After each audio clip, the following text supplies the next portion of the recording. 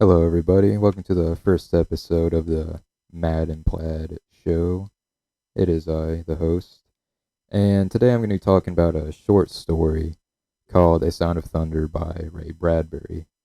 Uh, Before I get into it, I'll just say if you're wanting to read it, if you're a fan of the classic sci fi and short stories, then go ahead and check this out. I'll link it in a PDF file down below.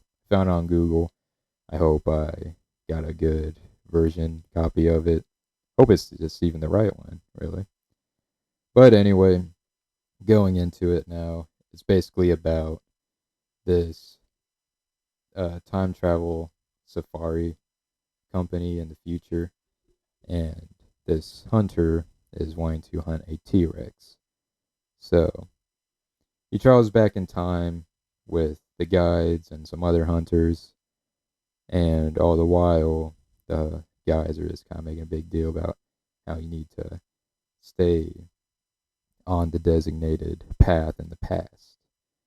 And once they arrive back in about like 65 million years ago, I assume, they see the T Rex. The guy, the hunter, chickens out. He runs as the T Rex is running toward them.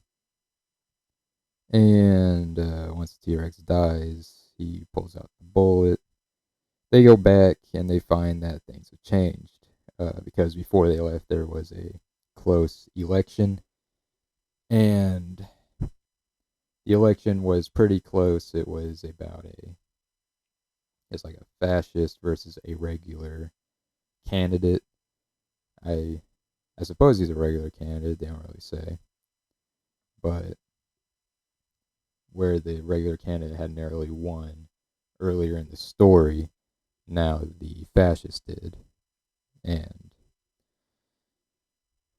the the hunter, he looks down at his shoe on the bottom of it, and he finds that he accidentally stepped on a butterfly, and that's what caused uh, history to change the course of it. And you know, this book's really not book, short story. It seems I liked it. Don't get me wrong. I think it's a fine story. I was entertained by it. However, um, time travel is just so tricky to write about. Um, it just kind of becomes inconsistent throughout the story. Like the guys are going out of their way to be so safe about not changing the future by affecting the past so much, but they make such a big deal out of it. You start to think, well, why would this even be a company to begin with? Because they like travel back in time and have like hovering pads like above the ground so they don't even step on grass. They pick a dinosaur that's designated to die by like a tree falling on it, and they shoot that one. They shoot that dinosaur with a paintball gun, I think, and that just kind of doesn't really change much. But oh wait, sorry, that doesn't make sense. Uh, what was I talking? Oh yeah, it's like if the dinosaur goes off the beaten path anyway to chase these guys, then why? Like, wouldn't that affect the future anyway? Like, because it's not crushed by the tree anymore.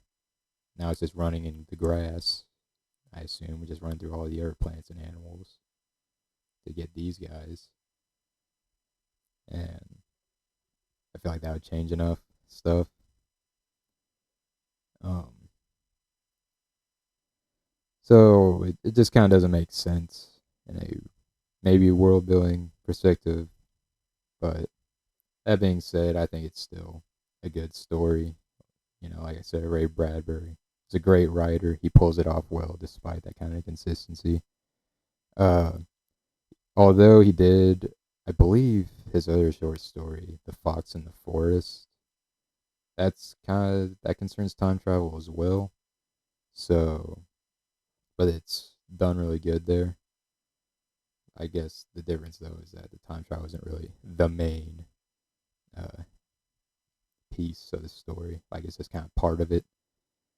Uh, that being said, pulled off well enough. I didn't hate it or anything. I probably wouldn't put it in my favorite Bradbury short stories, but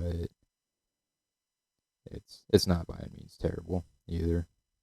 Interesting fact: the term butterfly effect actually doesn't come from this story.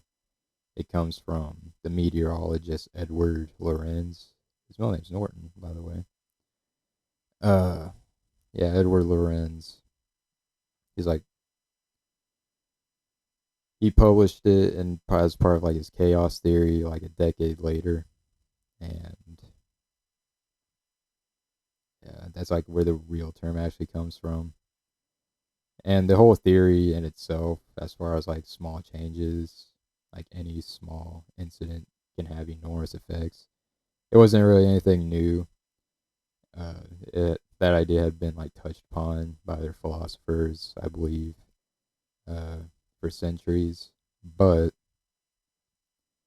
I think these stories is where it kind of entered pop culture, and that is it. Oh, actually, no, it's not it. I had one funny thing to say. Another spoiler. It's funny that like the fascist candidate in this story, his name is Deutscher.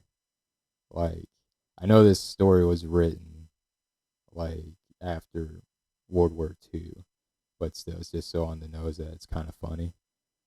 Uh, Dictator Deutscher. Yeah, I wonder who that's supposed to be. All right, that's it. Hopefully, this will be higher quality in terms of script and camera and maybe even sound. But yeah, it's just kind of rushing the deadline here. Apologize for that. And that is it. Come November, let's see whether or not we will step on the butterfly. And that's why I made this video, just to make that reference.